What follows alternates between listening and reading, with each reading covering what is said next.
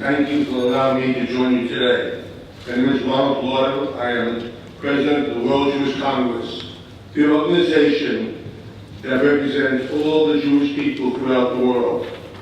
I would like to tell you why this organization was created in the first place.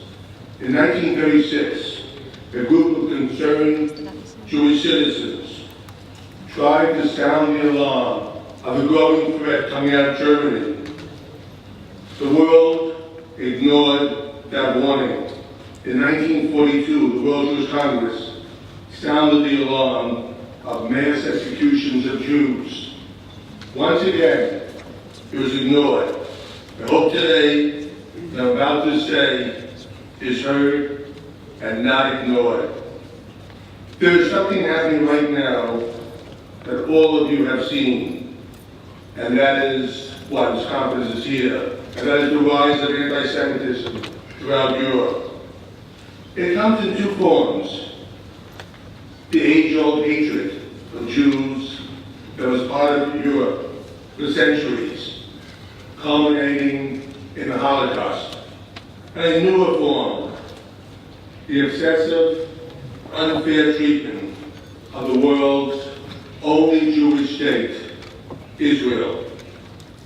Today I want to focus on the older problem, because here in Europe, we are seeing its surface once again. 2 months ago, 60,000 people marched with neo-Nazi slogans throughout the streets of Warsaw, shouting, "Sieg Heil." The government denounced it. But the question is, what led these 60,000 Polish citizens to do this? There's been a great deal of talk over this last week about a new law proposed in Poland. This is not the place to debate it. But this is a place to say that all governments must be vigilant about any form of anti-Semitism in their country. In France, there's been over 1,000 anti-Semitic incidents, including the murder of Jews, over the last 10 years. And the numbers are increasing at an alarming rate. And that's on top of the fact that Marie Le Pen, the daughter of Jean-Marie Le Pen, one of the biggest anti-Semites in post-war France, was one of the two final candidates for president of France. In Germany, the far-right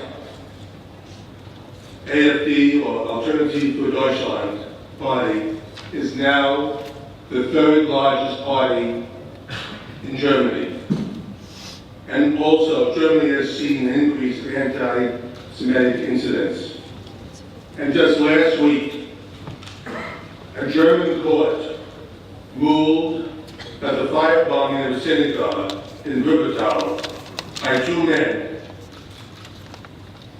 was a justified criticism of Israel's policies.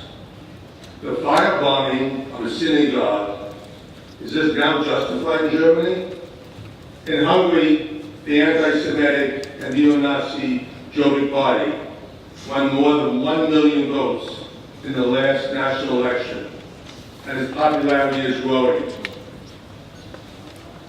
Now that Sweden has become one of the most dangerous places on earth for a Jew to live, I personally spoke and asked Sweden's Prime Minister to not allow an anti-Semitic march past a synagogue on Yom Kippur.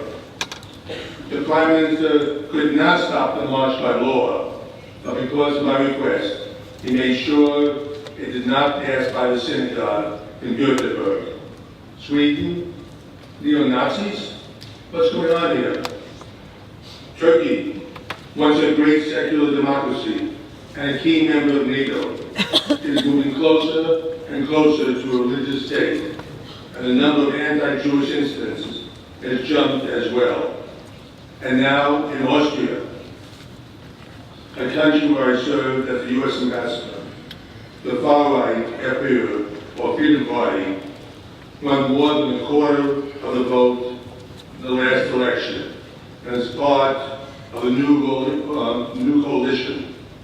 The FPU was founded in 1956 by a former SS officer and later led by your type. It has come a long way from its neo-Nazi past. But while transforming itself into a mainstream conservative party, there are still elements that should make us more than a little uncomfortable. In country after country, we are watching a growing wave of the far right. Ultranational, and in some cases neo-Nazi party, are gaining strength. In a way, New Europe is looking a little bit like old Europe in the 1930s. As a Jew, I can think of nothing more dangerous. 73 years ago this spring, as the full horror of the Nazi gas camps were exposed, we thought that anti-Semitism would disappear.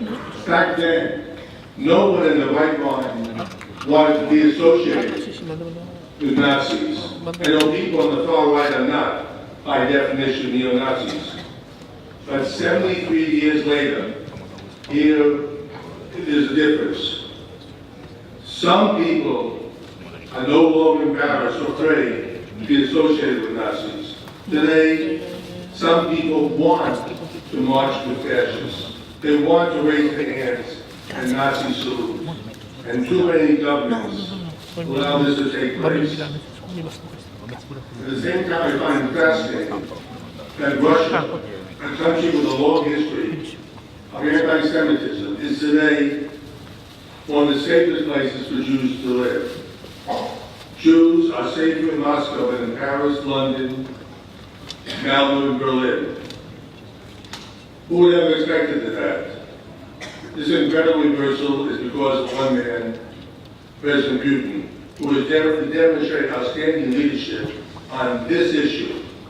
I realize that President Putin does not work under many of the same constraints that are placed on your governments.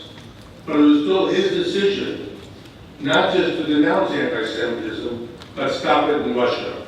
Yes, democracies have implicit constraints, but its leaders must stand up and say strongly that hatred of Jews ends here and ends now. I've been involved in politics for most of my adult life. I understand the risks that leaders take when they make statements that should cost them votes. But in the end, what is more important, losing votes or the moral character of your country? I mentioned that I'm president of the World Jewish Congress, but it's not just Jews that we watch out for. 4 years ago, I was one of the first leaders to raise the alarm over the slaughter of Christians in the Middle East and Africa. I couldn't understand why this was not on the front page of every newspaper. It reminded me what I told you at the beginning, when the leaders of the World Jewish Congress tried to tell the world that Nazi Germany was a threat, and all they heard was silence. Jews understand the high price of silence, the indifference of almost all world leaders in the 1930s allowed Hitler to move closer to Auschwitz. I hear the same silence today about what is happening to Christians in the Middle East, and that silence is deafening. Why does the world allow this to happen? Now is important for everyone to understand the difference between right and wrong. It's time to remember the echoes of history. We have no excuse because the disaster of anti-Semitism brought to Europe and the rest of the world in the 1940s did not happen centuries ago. It happened during my lifetime.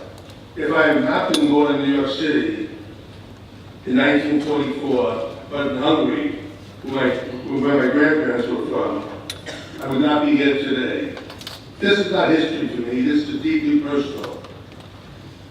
And when someone says, oh, it's complicated, let me tell you, it's not complicated at all.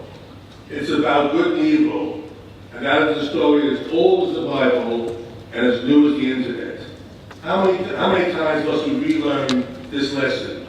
Finally, I don't want this conference to be one more exercise in great words and speeches that come to nothing. So this is what I propose. When a country gives in to anti-Semites, there must be consequences. When a country turns a blind eye to political parties that walk and talk like Nazis, that is not acceptable. Just as the laws today in Germany against anti-Jewish behavior, anti-Jewish speech, every country in Europe should adopt these laws. There must be consequences. Anyone in any country that singles out Jews or any other people should be condemned, and they should be shunned by the community of nations. I can promise you this: any political leader that stands up against anti-Semitism or any form of bigotry will have the full support of the Jewish people, from the most secular to the most religious. We must do this together. We must never, ever be silent. Thank you for listening. Thank you for taking my words seriously. God bless you all. Thank you.